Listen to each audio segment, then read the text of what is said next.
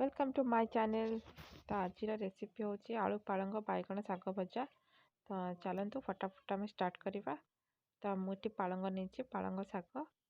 तो आम भी कड़े बसईदेवा। कड़ेटा गरम होगला आम सोरिष तेल पकेबा। आम ये सोरिष तेल पकईदे सोरिष तेल को भल भाव में गरम हवा को देवा जमी तार स्मेलटा पलैब।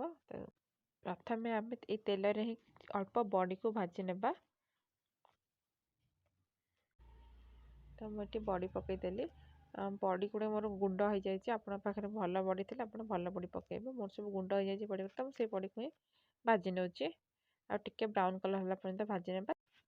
तो बड़ी गुड़िक आम एमती भाजी हो गला आम गोटे प्लेट को ताको काढ़ी नेबा। टिके ब्राउन हो गला बस गोटे प्लेट को काढ़ी नेबा। एबे से कड़े जी तेल बंची से आम साग भाजी नेबा। तो ये आम पकईदेवा कि पंच फुटण। फुटणटी आम टे भल भाव में फुटीगला आम ये पकईदेवा दुईटा कंचा लंका।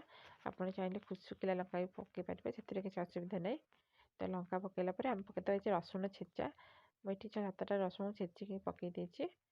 ताको भाजी नहीं सारापर टिके रसुण जमी टे ब्राउन कलर है आसला पूरा ब्राउन नहीं जस्ट टिके ब्राउन कलर है पर्यंत आम पकईदेवा पियाज कटा जाइए पियाज।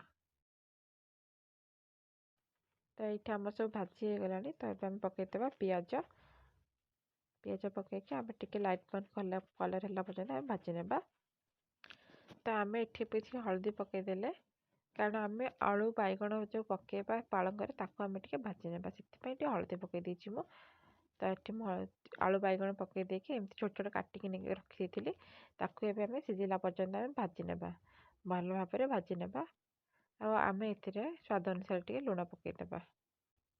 आम ए स्वाद अनुसार लुण पकईदेबा। ये लुणटा केवल ये आलू पियाज जो अच्छी बैगण ये पकईबा। आम जो साग करवा साग आम से आहरी एक्सट्रा पकईबा। तो बस आलू आउ बैगण आम लुण पकई देके आउ थे भल भाव में भाजी ने पूरा सिझिला पर्यंत भाजी नेबा। तो आमर एबे पूरा आलू बैगण पूरा भाजी होगा देखो। तापर आम ए पकईदेवा पालंग साग। आम ताको पालंग साग भल भाव में धोईकी काटिक रखी एबे से गुड़िक आम पकईदेवा कड़े। तो ये आमर ए पकईदेवा स्वाद अनुसार लुण। आम जेहेतु आगुरी लुण पकई से अनुसार जो साग को देखिए अल्प पकेबे कारण सागटा बहुत कमिज पानी जो बाहर। आम आपको भल भाव में टे भाजी नेबा घांटी नेबा और टे छाड़ीदेवा सिझापी।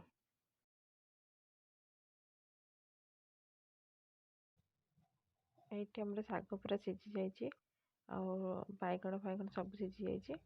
तो ये आम पकईदेवा से बड़ी जो आम भाजिक रखी आम पकईदेवा बस लास्ट पकईके गोटे 2 मिनट मतलब गोटे चारिड़े घांटी देवे बस हो गला आमर किसी दरकार नहीं। बस ये मुझे बड़ी पकई देछि। बड़ी पकई सारापर आम ये बस हो गला किसी दरकार नहीं कारण बट जेहतु भजा है किसी सिझेबा भी दरकार नहीं। आप चाहिए सेमती भाजी पारे ना किसी दरकार। Thank you for watching.